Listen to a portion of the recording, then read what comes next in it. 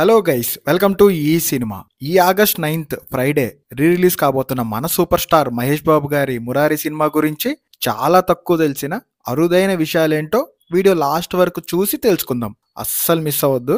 ఇక డీటెయిల్స్ లోకి వెళ్తే, మన సూపర్ స్టార్ మహేష్ బాబు గారి కెరీర్ లో మురారి అనేది ఒక స్పెషల్ ఫిలిం. ఎందుకంటే రాజకుమారుడుతో హీరోగా ఎంటర్ అయినా ఆ తర్వాత వరుసగా 2 సినిమాలు సరిగ్గా ఆడలేదు. కరెక్ట్ గా అదే టైంకి మురారి వచ్చి 50 days 50 సెంటర్స్లో, 100 days 34 సెంటర్స్లో, 175 days 2 సెంటర్స్లో ఆడింది.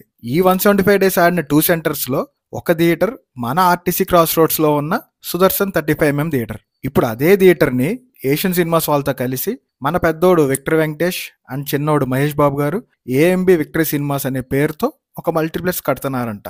చూడండి లైఫ్ ఎలా టర్న్ అయ్యిద్దో. ఇష్టంగా కష్టపడి ముందుకు వెళ్ళటమే లైఫ్ అంటే. సక్సెస్ కొంచెం లేట్ అయినా వస్తుంది. ఇక మహేష్ బాబు గారి ఫ్యాన్స్ మీరేమంటారు కామెంట్స్లో చెప్పండి. నెక్స్ట్ది ఏంటంటే, అసలు ఈ మురారి సినిమాని ఆంధ్రాలో జరిగిన ఒక రియల్ ఇన్సిడెంట్ ఆధారంగా తీశారంట. అవును, ఇంతకీ విషయం ఏంటంటే, కృష్ణవంశీ గారు ఒక గుడికి వెళ్ళినప్పుడు అక్కడున్న బాగా డబ్బున్న పెద్ద మనిషి ఒక అతని 3 కొడుకులు అనుమానాస్పద రీతిలో చనిపోయారంట. ఎందుకు అని ఆరా తీస్తే, ఒక తక్కువ కులం అతన్ని చంపినందుకు అతని భార్య శాపం పెట్టడం వల్ల చనిపోయారు అని అక్కడ వాళ్ళు నమ్ముతారంట. ఆ తర్వాత కృష్ణవంశీ గారు చాలా గుళ్ళు తిరిగి రీసెర్చ్ చేసి ఈ స్టోరీకి స్పిరిచువల్ టచ్ యాడ్ చేసి ఒక క్లాసిక్ అయిన మురారి సినిమాని మనకు అందించారు. ఇక నెక్స్ట్ విషయం ఏంటంటే, మగధీర, బాహుబలి అండ్ RRR లాంటి సినిమాలు చేసిన national award winner stunt choreographer Peter Hein తెలుగులోకి ఇంట్రడ్యూస్ అయ్యింది మురారి సినిమాతోనే అంట.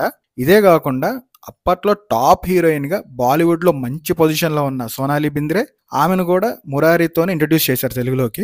ఆ తర్వాత మెగాస్టార్ చిరంజీవి గారితో, బాలయ్య గారితో, నాగార్జున గారితో ఇలా వరుసగా సినిమాలు చేసి మంచి హిట్స్ కొట్టి మంచి పేరు తెచ్చుకుంది. అది వేరే విషయం అనుకోండి. ఇక నెక్స్ట్ చూసే ముందు మీకు ఈ వీడియో నచ్చితే లైక్ చేసి మన ఛానల్ని సబ్స్క్రైబ్ చేసుకోండి గైస్.